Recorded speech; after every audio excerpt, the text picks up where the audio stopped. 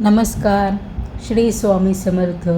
मी गायत्री आपल्या सर्वांचे स्वागत करते भक्ती आणि भोजन या चॅनलवरती. आशा करते की आपण सर्वजण स्वस्त आहात आणि मस्त आहात. आजचा हा दिवस फक्त एक जयंती नाही, हा आहे एक महान विचारक्रांतीचा उत्सव.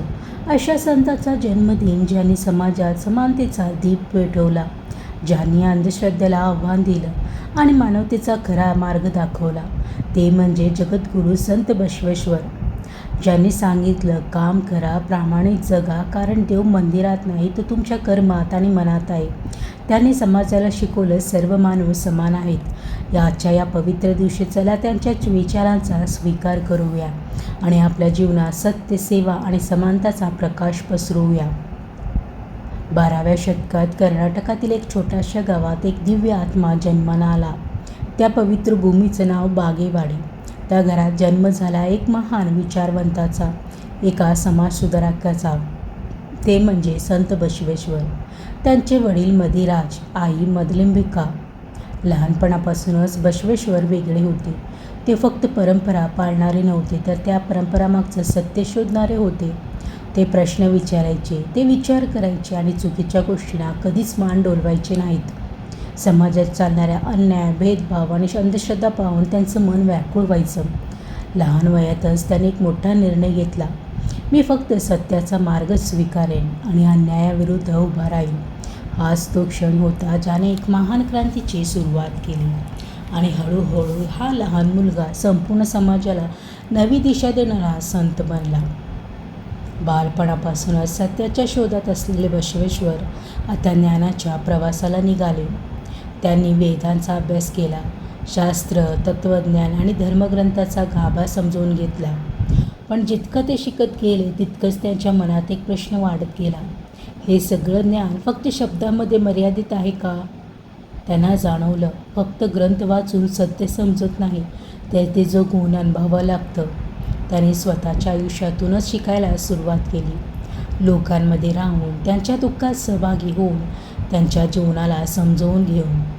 आणि मग त्याने एक महान सत्य ओळखलं, देव मंदिरात नाही, तो कोणत्याही मूर्तीत बंदिस्त नाही, तर देव प्रत्येक माणसाच्या मनात आहे. ही विचारधारा त्या काळासाठी क्रांतिकारक होती. बसवेश्वरांनी लोकांना सांगितलं, जर तुम्हाला देव शोधायचा असेल तर माणसातला देव ओळखा, सेवा करा, प्रेम करा, सत्य जगा.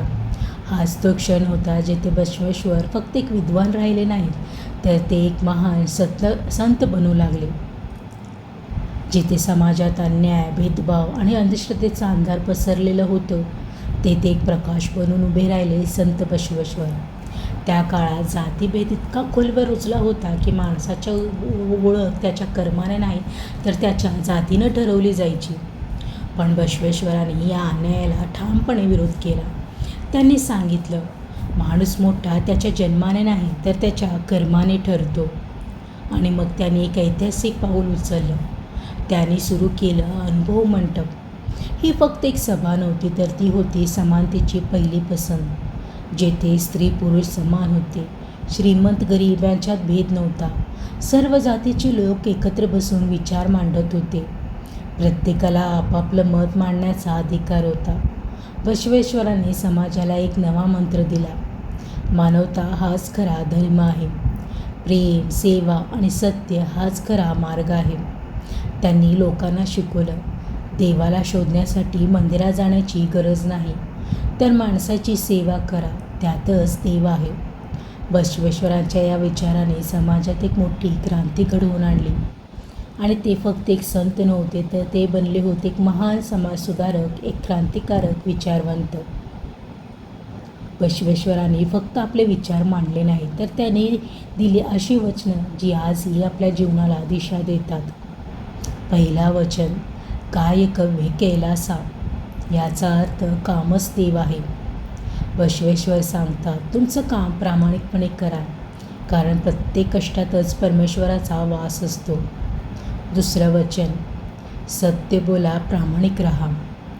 ते म्हणतात, खोटं कितीही आकर्षक वाटलं तरी सत्य शेवटी विजय मिळवतं. प्रामाणिकपणा हा माणसाचा सर्वात मोठा गुण आहे. तिसरं वचन, देव शोधू नकोस बाहेर, तो तुझ्यातच आहे. किती गहन विचार आहे हा. बसवेश्वर सांगतात, मंदिर, मूर्ती, बाह्य आडंबर यात देव नाही, तर तो तुमच्या मनात, तुमच्या आत्म्यात आहे. ही वचनं फक्त शब्द नाही, तर ती आहेत जीवन जगण्याची दिशा. या विचाराने समाजात नवी जागृती निर्माण केली, लोकांच्या मनात बदल घडवून आणला. आणि आजही जर आपण या वचनांचा स्वीकार केला तर आपलं आयुष्य सुंदर आणि अर्थपूर्ण होऊ शकतं. आता बसवेश्वरांच्या भक्तीत रंगून जाऊया आणि त्यांच्या विचारांना स्वरामध्ये अनुभवूया. बसवेश्वरांचा नाम घ्या रे, मनात भक्ती जागवा रे. सत्य, सेवा, प्रेमाचा मार्ग जीवनात उजळावा रे. काय कव्य कैलास म्हणती, कर्मात देव दिसतो रे. कामाच्या त्या प्रत्येक थेंबात परमेश्वर हसतो रे. जातपात सगळं विसरून माणूस केला धरा रे. दीन दुबळ्यांच्या सेवेमध्ये देवाला भेटा रे. खोट्या आडंबराला सोडून सत्याचा दीप लावा रे. मनातल्या त्या निर्मळ भावनेने जीवन सुंदर करा रे. बसवेश्वराचं नाव घ्यावे, मनात भक्ती जागवा रे. सत्य, सेवा, प्रेमाचा मार्ग जीवनात उजळवा रे.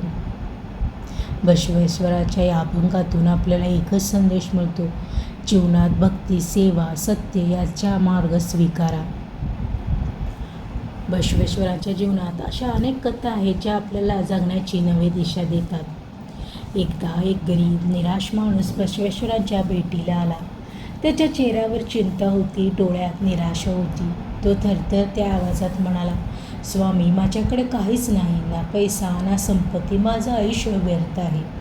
बसवेश्वरांनी त्याच्याकडे शांतपणे पाहत होते. त्यांच्या चेहऱ्यावर करुणा होती, डोळ्यात समजवत होती.